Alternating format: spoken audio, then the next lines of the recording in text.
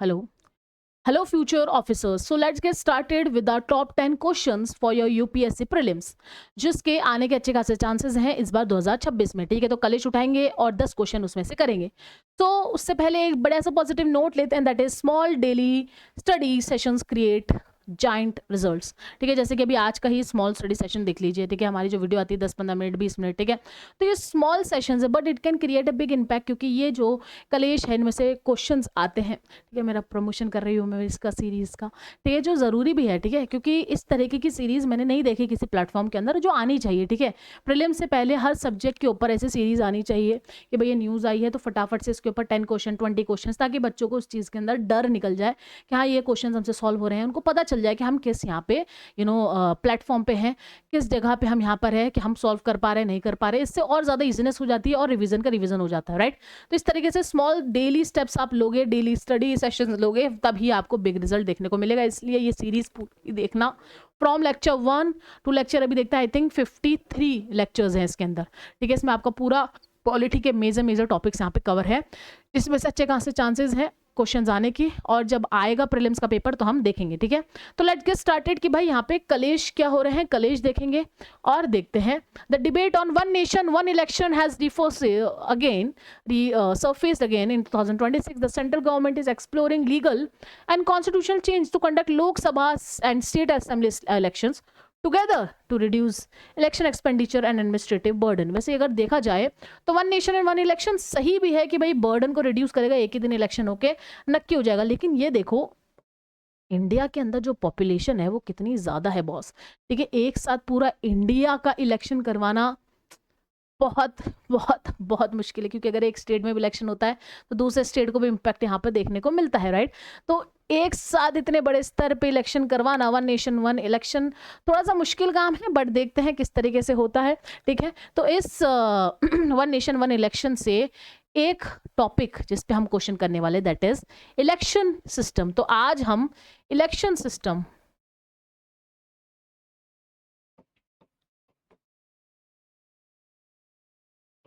ठीक है, तो इलेक्शन सिस्टम जो कलेश है, ठीक है, इलेक्शन सिस्टम ऑफ इंडिया, उसके ऊपर हम टॉप 10 क्वेश्चंस करेंगे। अच्छे खासे चांसेस हैं आपके क्वेश्चंस आने के। ठीक है, so let's started with question number 1। ठीक है, with reference to electoral rolls in India consider the following. Preparation of electoral roll is governed by the representation of the people act 1950। देखो representation of people act 1950 क्या है? Parliamentary act provided framework for pre election procedure. ठीक है, तो RPA 950 की बात करें तो pre election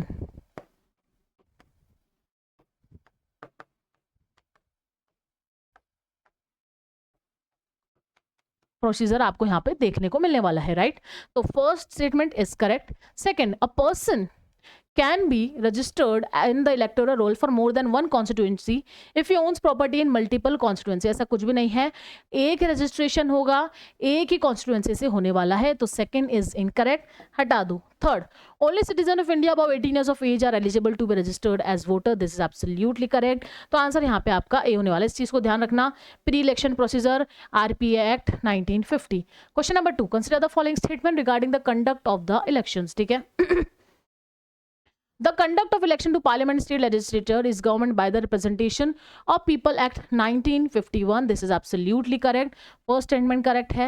second, the election commission decide dispute regarding the elections of members of parliament। अब देखो dispute की बात करते हैं ना तो दो चीजें ध्यान रखना। ठीक है, डिस्प्यूट की बात करते हैं तो दो चीजें ध्यान में रखना। ठीक है, लिख देती हूं मैं।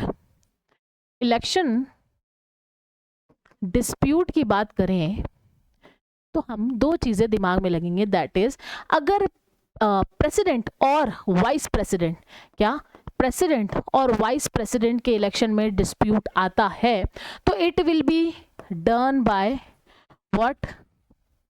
It will be done by supreme court.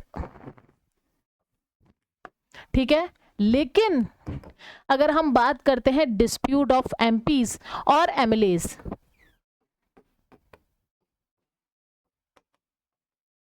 तो इसको कौन देखेगा?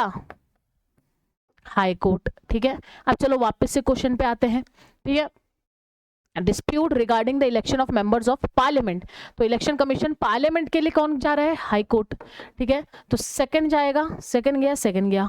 Third, election petition are tried by the high court, this is absolutely correct, तो यहाँ पर ए आपका आंसर होने वाला है, ठीक है। चलो क्वेश्चन नंबर 3 पे आते हैं। With reference to delimitation in India consider the following statement, delimitation commission is very in trending right now, ठीक है। अगर डिलिमिटेशन की बात करें तो कुछ चीजें बता देती हूँ मैं आपको, ठीक है। तो डिलिमिटेशन क्या करता है, इलेक्टोरल बाउंड्रीज यहाँ पे ड्रॉ करता है ताकि क्या हो, इक्वल रिप्रेजेंटेशन हो,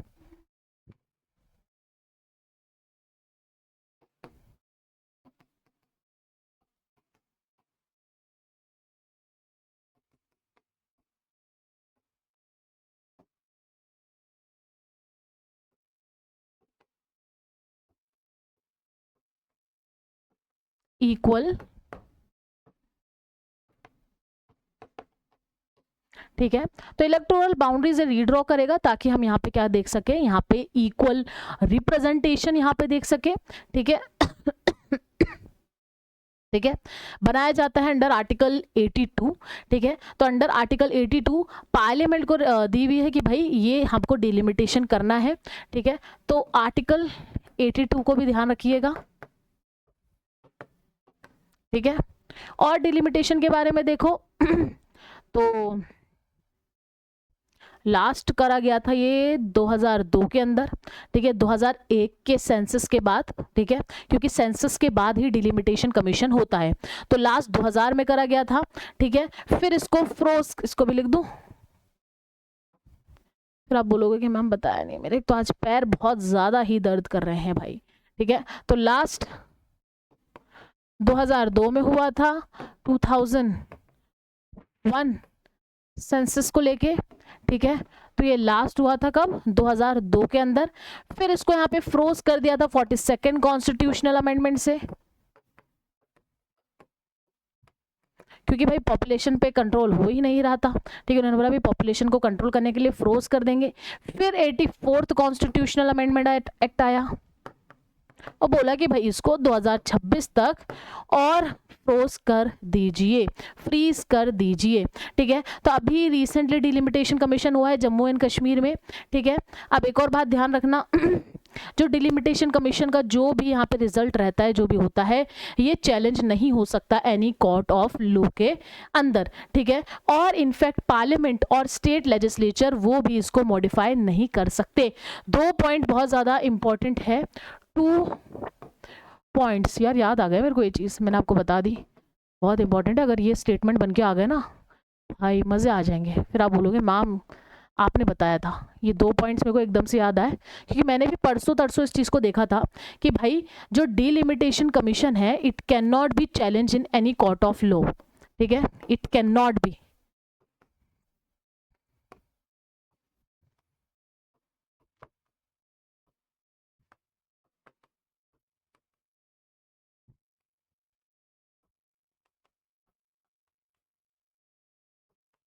है ना क्रेजी चीज।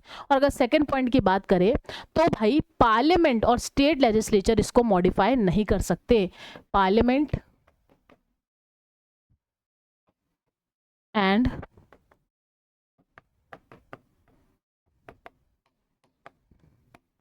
Can not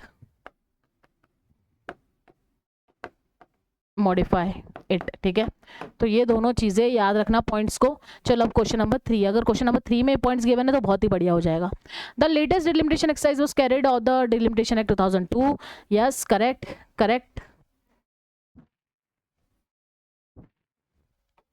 Orders of the delimitation commission cannot be challenged in any court of law. Good, this is correct. The orders of the commission require approval of parliament before coming to force. No, there is no approval requirement as such, ठीक है, कोई requirement नहीं होती है approval की, ठीक है। तो आंसर यहाँ पर ए होने वाला है, ठीक है।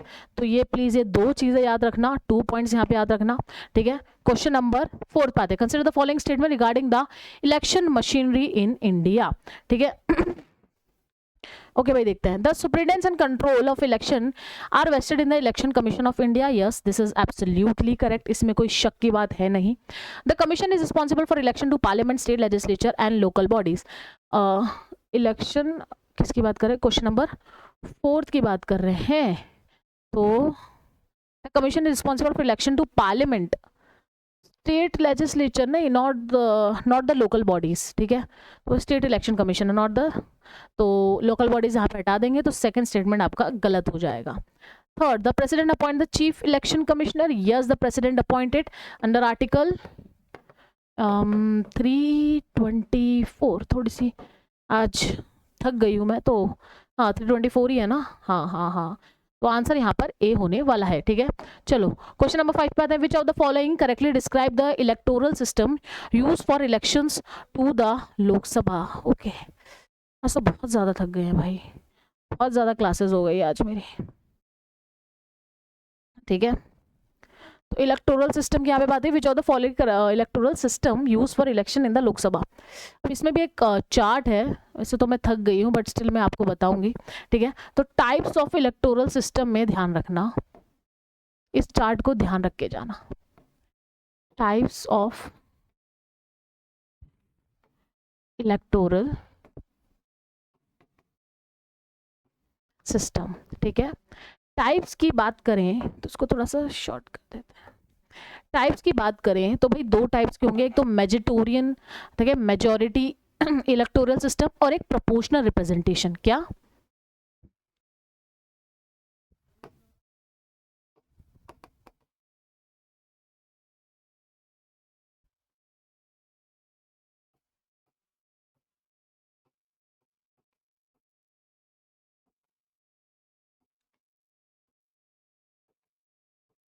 ठीक है, तो एक हो गया मेजोरिटेरियन, एक हो गया प्रोपोर्शनल रिप्रेजेंटेशन। मेजोरिटेरियन की बात करें तो विनर यहाँ पे सीट लेता है, ठीक है, if they get more votes, ठीक है। मोर वोट्स यहाँ पे आने चाहिए, जैसे कि first pass the post system की बात करते हैं, ठीक है।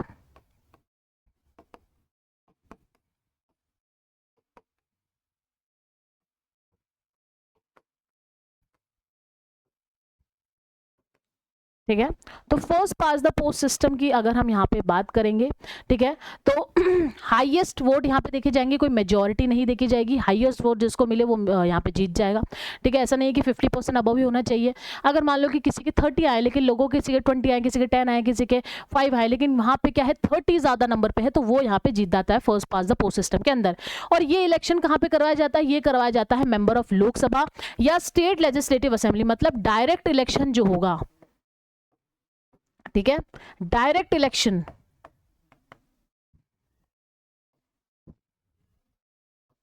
ठीक है, डायरेक्ट इलेक्शन कहां? लोकसभा या स्टेट असेंबली, ठीक है, ये शॉर्ट फॉर्म है, समझ जाना, ठीक है। लेकिन अगर हम बात करते हैं प्रोपोर्शनल रिप्रेजेंटेशन, मतलब सिंगल ट्रांसफरेबल वोट की अगर हम बात करते हैं, यहाँ पे क्या होता है, वोट ट्रांसफर होता है अंटिल सीट फिल्ड नहीं हो जाती, ठीक है। तो यहाँ पे किसकी बात कर रहे हैं हम? सिंगल ट्रांसफरेबल वोट सिस्टम की बात कर रहे हैं,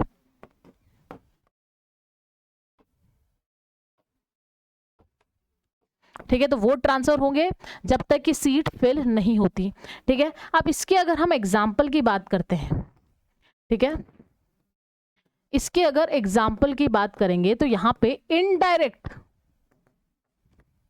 इलेक्शंस जहां पे आपको देखने को मिलेंगे, वहां पे आपको single transferable vote system that is proportional representation आपको यहां पे देखने को मिलेगा। इनडायरेक्ट इलेक्शन मतलब राज्यसभा, प्रेसिडेंट, वाइस प्रेसिडेंट, ठीक है, लेजिस्लेटिव काउंसिल, ठीक है, Rajya Sabha, president, vice president, council, legislative council, ठीक है, यहां पे आपको देखने को मिलेगा ये सेकंड प्रोपोर्शनल रिप्रेजेंटेशन, ठीक है। तो इसका एग्जांपल्स देख लेना, इसके एग्जांपल्स देख लेना, डायरेक्ट इलेक्शन, इनडायरेक्ट इलेक्शन, और यही क्वेश्चन इस पे यहाँ पे बेस्ड है, आप इजीली इस चीज को कर सकते हो इलेक्टोरल सिस्टम के ऊपर, ठीक है। Which are the following correctly describe the electoral system used for election of the Lok Sabha. Lok Sabha मतलब डायरेक्ट इलेक्शन की यहाँ पे बात हो रही है, ठीक है। तो डायरेक्ट इलेक्शन मतलब क्या हो गया? डायरेक्ट इलेक्शन मतलब क्या हो गया? First pass the post system, right. तो आंसर यहाँ पे आपका बी होने वाला है, ठीक है। तो अगर आपने ये डायग्राम बना लिया और इस तरीके से क्वेश्चन आ गया तो आप इजीली उसको सॉल्व कर सकते हो, ठीक है। चलो क्वेश्चन नंबर 6 पे आते हैं फटाफट से, ठीक है। तो क्वेश्चन नंबर 6 पे आते हैं। Consider the following statement regarding the model code of conduct. ठीक है, मॉडल कोड ऑफ कंडक्ट क्या होता है, कोई लॉ वगैरह नहीं होते हैं, ये गाइडलाइंस होती है जो ईसीआई रेगुलेशंस इशू करता है। ठीक है, ताकि पॉलिटिकल पार्टीज और कैंडिडेट्स यहाँ पे तरीके से इलेक्शंस कर सके। ठीक है, तो 6 का देखते हैं, it is issued by election commission of India. Yes, it has statutory banking, नहीं है, यहाँ पे मॉडल गाइडलाइंस की तरह होती है। ठीक है, तो लॉ नहीं है, ये गाइडलाइंस है। ठीक है, तो सेकंड गया, it became operational from the date election schedule is announced. This is absolutely correct, ये गया आपका आंसर यहाँ पर ए होने वाला है। Good question it was. Question number 7, which of the following person are disqualified from voting under the election law. ठीक है, डिस्क्वालिफिकेशन की यहाँ पे बात करी है, नॉन सिटीजन्स तो है ही। ठीक है, second, person of unsound mind declared by the competent court, अगर कोर्ट ने डिक्लेयर कर दिया है तो यस, तो ये भी सही है, इसको हटाओ। Third, person convicted of certain election offences, yes, उसको भी हटाया जा सकता है। तो तीनों के तीनों सही है, तीनों के तीनों सही है, B will be the answer here. ठीक है, चलो क्वेश्चन नंबर 8 पे आते हैं। With reference to election petition consider the following statement. जब पिटीशन की यहाँ पे बात हो रही है, ठीक है, इलेक्शन पिटीशन की बात करें तो रिप्रेजेंटेशन ऑफ पीपल एक्ट 1951 में देखने को मिलेगा आपको। पिटीशन कौन कौन जारी कर सकता है, एक वोटर भी पिटीशन डाल सकता है और एक कैंडिडेट भी पिटीशन डाल सकता है, इस बात को ध्यान रखना, एक वोटर भी और एक कैंडिडेट भी। ठीक है, और high court of that concern state इसको देखेगी with in 45 days of the result. ठीक है, चलो देखते हैं। Election petition can be filed only after declaration of election result. Yes, this is absolutely right. election result नहीं आएगा तो petition किस चीज की डालोगे बॉस। ठीक है, next, election petition can be filed before the election commission, not, ये हाई कोर्ट वगैरह में जाती है, तो सेकंड इनकरेक्ट है, सेकंड जाएगा। Election petition must be filed with in 45 days of the election result, this is absolutely correct, 45 days मैंने आपको बताया था, तो आंसर यहाँ पर ए होने वाला है। ठीक है, फटाफट से क्वेश्चन नंबर 9 पे आते हैं बॉस। ठीक है, 9th, consider the following statement regarding chief election commissioner. Okay, chief election commissioner, he enjoy the same removal process as जज ऑफ द सुप्रीम कोर्ट जज। यस, चीफ इलेक्शन कमिश्नर को मिलता है, लेकिन इलेक्शन कमिश्नर को नहीं मिलता, क्योंकि इलेक्शन कमिश्नर को अगर वो बोलेगा प्रेसिडेंट को इसको निकाल दो तो निकाल देंगे। ठीक है, next, other election commissioner can be removed only on the recommendation of the chief election commissioner, this is also correct. Their service condition can be varied to that disadvantage after appointment. देखो, अब election commission संभाल रहा है तो उसको क्या हम यहाँ पे डिसएडवांटेज देंगे, नहीं देंगे, कॉमन सेंस की बात है। ठीक है, अगर आपको नहीं भी पता कॉन्सेप्ट तो भी आप कॉमन सेंस लगा के इसका आंसर ए कर सकते थे। ठीक है, question number 10, which of the following are included in corrupt practices under election law. Corrupt practices के अंदर बहुत सारे हैं, ब्राइबरी भी है, इन्फ्लुएंस भी है, appeal of religion during election, ये तो होते ही हैं, सारे ही होते हैं, पर लिखने में तो तीनों ही हैं, तो आंसर यहाँ पे 3 होने वाला है, that is answer number C. ठीक है, तो इसी तरीके से डेली हम यहाँ पे क्वेश्चंस करने वाले हैं। आई थिंक एक और लास्ट लेक्चर बता है, फिर उसके बाद हमारा जो पॉलिटी के इंपॉर्टेंट टॉपिक्स है, सेक्शंस है, वो यहाँ पे कंप्लीट होते हैं। ठीक है, तो इसी तरीके से आपको क्या करना है, पढ़ना है, आगे बढ़ना है गाइस। ठीक है, तो ऐसे ही डेली लेक्चर्स आएंगे, डेली मैं आपसे इंटरेक्ट करती रहूंगी। चलो बाय, टेक केयर।